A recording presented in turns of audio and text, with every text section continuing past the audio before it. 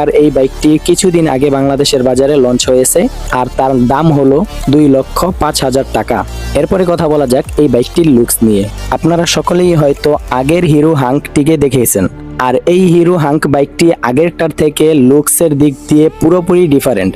শুধু আগের হাঙ্ক না, বরং অন্যান্য সকল বাইক থেকেই এটা একটি আনকমন লুকস।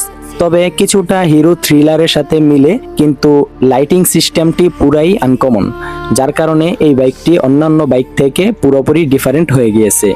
আপনারাই দেখতে পারতেছেন ভিডিওতে এর লুকসটি কেমন। আপনারা এই কমেন্টে জানাবেন যে এর লুকসটি আপনাদের কাছে কেমন লেগেছে।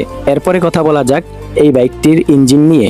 এই বাইকটিতে ব্যবহার করা হয়েছে 149.2 সিসির একটি ইঞ্জিন, অর্থাৎ 150 সিসির একটি ইঞ্জিন, যাতে রয়েছে 4 stroke single cylinder air cooling system. এই বাইকের ইঞ্জিন থেকে আপনারা ম্যাক্সিমাম পাওয়ার পাবেন 14.2 বিএইচপি 8500 আরপিএমে এবং ম্যাক্সিমাম টর্ক পাবেন 12.6 নিউটন মিটার 6500 আরপিএমে। দেখতেই পারতেছেন হিরো হাঙ্ক 150R এই বাইকটিতে কিন্তু ব্যবহার করা হয়েছে যথেষ্ট শক্তিশালী একটি ইঞ্জিন।